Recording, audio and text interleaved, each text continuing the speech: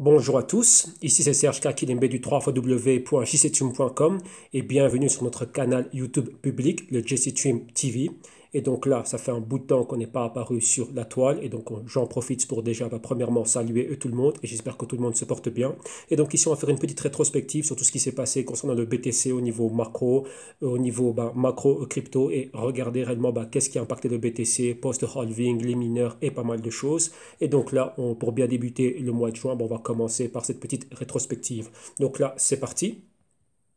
Et donc, qu'est-ce qu'on peut constater? Donc moi, je vais me mettre ici sur le côté et on y va. Il y a quelques points clés sur lesquels j'aimerais revenir. Déjà, les crypto markets, on voit que depuis cette phase de post-halving BTC, il est très calme. Vous voyez qu'il ne s'est pas passé grand-chose. Si vous remontez bien, je vais faire appel à votre mémoire. Si on regarde bien, juste avant le halving, donc c'était aux alentours du 10, 11, 12 mai, on a vu quoi? Il y avait une news concernant un investisseur macro, donc Paul Tudor Jones, qui était rentré dans le BTC, mais en touchant quoi? Pas le sous-jacent, mais en touchant les produits et contrats futurs du CME. Et donc ça générait un bon buzz. Et donc là, réellement, c'était un bon mouvement, un bon catalyseur haussier. On a vu le BTC atteindre les 9500 et depuis lors aller un peu plus haut. Donc on avait ce niveau clé des 10 000.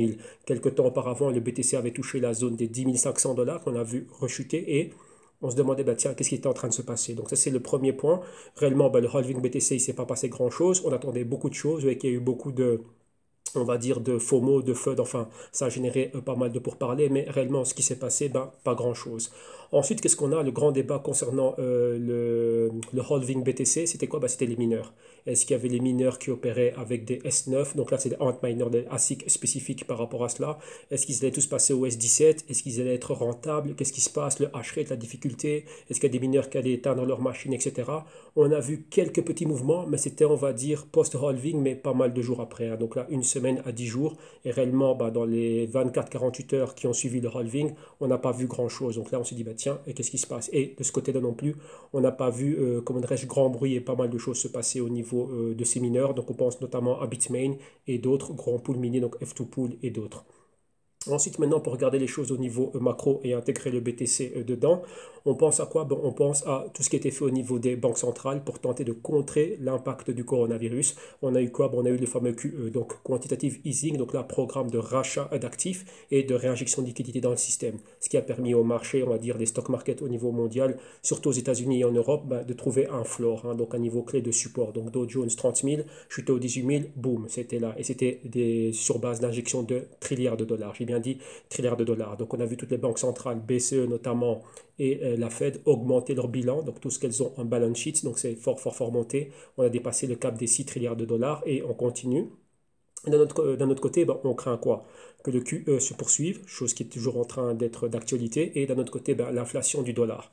Et lorsqu'on a ces deux points qui sont combinés, on dit que c'est bon pour les actifs anti-inflation, donc les valeurs refuges et stocks de valeur. Et d'un autre côté, on pense au d'un autre côté, stock market, ça peut être bon pour lui. Donc là, regardez bien ce qui s'est passé depuis 2008-2009 jusqu'à nos jours. Tiens, tout ça, c'est monté super haut grâce à tous ces programmes de QE.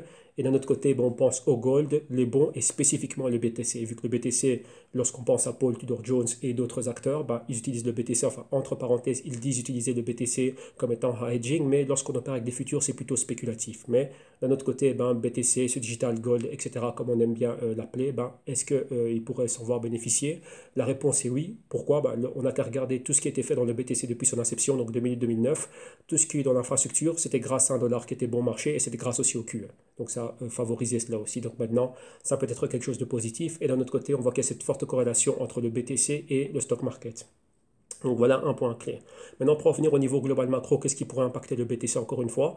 On a les problèmes États-Unis-Chine. Si on remonte juin-juillet 2019, on voit qu'il y avait les problèmes États-Unis-Chine et c'est là que le BTC a atteint les 14 000 et que le gold avait atteint les 1400 dollars l'once Troy. Maintenant, si on voit encore que cette tension revienne, donc ça peut être quelque chose de super, super positif pour le BTC, comme vous le voyez là. Et donc cette tension, ça peut lui être favorable. Mais d'un autre côté, attention à cela. Le revers de la médaille, c'est quoi? Au niveau des fabricants de ASIC, donc on pense à Bitmain, MicroBT, Canaan, etc., on voit que les États-Unis ont mis des restrictions sur l'alimentation d'une grande compagnie, donc l'alimentation en chips et en GPU, et c'est la compagnie Huawei. Donc Huawei est alimenté par TSMC, donc Taiwan Semiconductor, Mais ce même Taiwan Semiconductor fait aussi des parties et certaines puces et GPU pour des fabricants spécifiques de semi-conducteurs, donc AMD et Nvidia, et qui, eux, qu'est-ce qu'ils font? Ils alimentent des entités comme Bitmain et comme Canaan. Donc, ce sont ces puces GPU que l'on retrouve dans les ASIC, le Avalon de Canaan et le Antminer de Bitmain. Et maintenant, avec tout ce côté coronavirus, etc., on a vu que ça a touché leur rentabilité.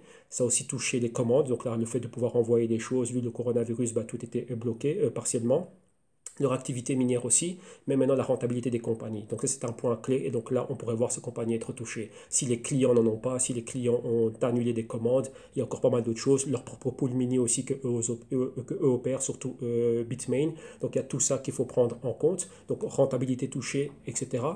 Et un autre point clé maintenant, c'est le delisting des compagnies chinoises qui opèrent sous ADR, donc c'est American Depository Receipt, et qui sont listées aux États-Unis. Donc au New York Stock Exchange, Baidu, Alibaba et autres. Et on va dire au Nasdaq, c'est Canaan. Donc on a vu que dernièrement, il était fort touché. Donc tout ça aussi, il faut prendre en compte. Rappelez-vous, qu'est-ce qui se passe après si eux sont touchés, s'ils bougent. Vous voyez, lorsqu'on parle de Bitcoin, le hash rate, et on va dire la sécurité de ce réseau, c'est spécifiquement fait par des mineurs qui ont des ASIC. S'ils ne sont plus là, qu'est-ce qui se passe? Oui, qu'il y a tout ça qui va impacter cela, et ça pourrait impacter le prix du BTC. Pourquoi? Chute du hash rate, le temps que la difficulté se réactualise, on pourrait voir un hash rate qui chute très fort, et ça peut impacter le réseau BTC. Pourquoi? Parce qu'il va être moins sécurisé. Donc il pourrait y avoir des personnes qui pourraient abandonner le réseau et faire autre chose ou se mettre en stand-by. Donc il y a tout ça qu'il faut prendre en compte. Ok? Donc ça, c'est super important. Donc voilà un peu notre grande vision. Maintenant, continuons et décortiquons ce qui se passe au niveau de la global market cap. Donc la market cap globale, on est aux 267 milliards de dollars. BTC, comme vous voyez là, donc là c'est une performance mensuelle que l'on voit. Donc BTC dans le mois de mai a une performance de pratiquement plus 6,5%. Vous voyez que ce sont des cryptos spécifiques comme ETH qui ont bien performé, qui est dans la zone des comment dirais-je, des 237 dollars, avec une performance de plus ou moins plus 11%. Et on voit le XRP que vous voyez à l'écran, qui n'a pas été très loin, toujours dans cette zone flat des 20 cents, et a perdu pratiquement moins 9%. BNB toujours entre les 16 et les 17 dollars, et Litecoin dans la zone des 40-45 dollars. Donc ce sont des cryptos que l'on regarde souvent parce que c'était les gros leaders, on va dire, en 2019, juste avant le halving du Litecoin. On a vu des belles performances pour ces cryptos, et depuis lors, ça ne bouge pas. Ce sont des cryptos spécifiques du top 10, mais elles ne bougent pas énormément. On voit la même chose pour le BCH, la même chose pour le BSV, même chose pour EOS et d'autres cryptos, et le Tether qui se dispute la troisième place, donc le trio de tête avec le XRP, avec une market cap qui maintenant, si je ne dis pas de bêtises, c'est dans la région, on a 9 milliards de market cap pour le XRP et 8 milliards 770 millions pour le Tether. Donc là, toujours en train de se disputer cela. Mais une note qui est très importante, c'est au niveau du volume, donc le volume de transactions. Maintenant, donc 1er juin à 8h25 du matin, heure de Paris, on a quoi? On a 106 milliards de dollars de volume, et le Tether compte 36 milliards de dollars de volume, suivi par le BTC à 29,5 milliards. Donc c'est clairement le Tether qui est la crypto la plus utilisée, et bien évidemment la plus utilisée lorsqu'on échange et lorsqu'on traite du Bitcoin. Donc voilà plus ou moins cette rétrospective mensuelle. Et terminons maintenant par de l'analyse technique. Qu'est-ce qu'on peut constater? On voit clairement les zones clés. Donc ce niveau ici des 10 500, là la zone des 10 000. Et vous voyez clairement après avoir touché les bas, donc là c'est les prix graphiques journaliers qui nous viennent de BitMEX, après avoir atteint la zone des 3500. Donc là vous voyez clairement cette méga chute de la mi-mars. Vous voyez comment c'est récupéré, et venir là se poser aux 10 000 dollars. Donc la résistance une fois, deux fois, trois fois, donc on a un multi-top. Vous voyez qu'on a plus ou moins effectué un V-shape, donc là un V-victoire, comme je l'appelle. Et d'un autre côté, qu'est-ce qu'on voit? On a les moyennes mobiles de 7 jours et de 30 jours qui jouent le rôle de support, mais maintenant, vous voyez que on est en train réellement de batailler à ce niveau. Vous voyez qu'on est en train de zigzaguer là, c'est tenter de maintenir ce niveau des 10 000 et 9 500. Si on perd ces niveaux et qu'on évolue sous ces moyennes mobiles, vous voyez qu'on peut chuter très vite vers la zone des 8 000 dollars, les 6 000 dollars, et pourquoi pas encore bien plus bas. Donc là, par rapport à tous les risques que l'on voit au niveau macro, etc., on s'attend à ce qui est pas mal de volatilité. Donc rappelez-vous, on a vu que dernièrement, le crypto market a chuté au même titre que le stock market. Donc c'est fort corrélé au stock market. La reprise du stock market, le QE, etc., super bon pour le BTC, sans oublier son catalyseur. Donc c'était le halving. Maintenant, tiens, si on s'attend à ce qu'il y ait une chute encore au niveau du stock market par rapport à tout ce qui est macro, mais quoi macro? Tout ce qui est économie, donc le taux de chômage, vous voyez que par rapport à tout ce qui est coronavirus, ça a fort augmenté.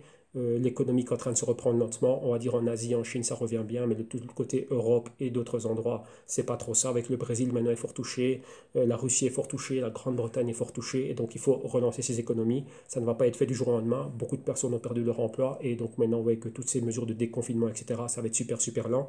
Et donc là, ben, on s'attend encore une fois, pourquoi pas, à une deuxième vague. Et d'un autre côté, ça pourrait impacter les marchés de manière négative. Donc là, vu cette forte corrélation entre le BTC et le stock market en général, donc là, on prend le Nasdaq ou le Dow Jones comme point de référence. Là, ça pourrait aussi ben, porter préjudice à la performance du Bitcoin. Donc voilà, en gros, ce que je voulais partager avec vous. Comme ça, vous avez un peu tout ce qui s'est passé et voir un peu ce qui se passe aussi au niveau macro et spécifiquement pour le Bitcoin et comment tout ce qui se passe au niveau macro peut impacter le BTC. Vous voyez, il y a eu un fait intéressant dernièrement qu'on a analysé. C'était quoi? C'était un rapport de Goldman Sachs qui disait bah, tiens, que les crypto-monnaies comme Bitcoin principalement, bah, ça ne servait pas à criminalité, c'était un scam, un schéma de Ponzi et en gros, bah, ce n'était pas une classe d'actifs et ils ne recommandaient pas cela à leurs clients. Donc ça générait un tollé sur crypto Twitter et on va dire sur la toile, en général Reddit, YouTube, etc. Et il y a eu pas mal de réactions par rapport à cela. Donc ça, encore une fois, bah, ce sont des points clés. Et un de leurs points qui était super intéressant, c'était quoi? Bah, c'était ce côté digital gold. Et on s'attendait à voir le BTC bah, réagir comme le gold et comme les bons, donc jouer le rôle de valeur refuge. Et lors de la grande chute, on va dire courant du mois de mars, on n'a pas vu cela. Donc encore une fois, on se dit, bah, tiens, est-ce que le BTC réellement peut jouer ce rôle? Donc voilà, ça c'est tout ce qui se passe. Donc voilà, on va arrêter ici. Donc là, quelque chose de très court, concret, et on est allé directement au grain. Et donc là, je vous invite à visiter notre page, donc le www.jctune.com. Il y a pas mal de choses qui ont été faites. On a travaillé sur beaucoup, beaucoup de services, beaucoup de produits, beaucoup de rapports ont été produits, délivrés et publiés. Donc je vous invite à venir voir cela. La page a été actualisée, donc il y a pas mal de samples, donc des émissions intégrales. Vous pouvez regarder ben, tout ce que l'on fait, les VAM Reports, les Global Blockchain Research, nos émissions quotidiennes, les Focus Reports et ce qu'on fait au sein du Next Level. Et on a mis sur pied une propagande et une promotion, campagne pour le deuxième semestre, donc le mois de juin offert et de juillet jusqu'au 31 décembre 2020. Pas mal de personnes nous ont envoyé des messages par rapport à ça pour nous dire, bah, tiens, est-ce qu'il y aura des promotions spéciales pour le deuxième semestre pour les JCTune Block News, donc nos vidéos blockchain quotidiennes du lundi au dimanche. Et d'un autre côté pour le Next Level, donc tout ce côté global macro, comment est-ce qu'on génère des idées, les stratégies et le suivi de l'actualité macro et comment est-ce qu'on peut se positionner tactiquement et stratégiquement. Enfin, d'abord avoir une bonne lecture et interprétation des données. Et donc là, on a fait une promotion par rapport à cela. Donc là, venez, découvrez-le et si réellement bah, ça vous plaît, vous avez des samples d'émissions qui sont disponibles sur la page. Regardez-les, jugez par vous-même et ensuite, bah, tiens, je serais ravi de vous retrouver de l'autre côté au quotidien à travers toute la suite de services que l'on a ici au JCTune. Donc voilà, un grand merci à tous, vous passez une excellente journée, bon début de mois de juin et on se retrouve très bientôt. Et pour ceux qui venaient de l'autre côté, ben, on se retrouvera au sein du JCTune. Merci à tous et bye bye.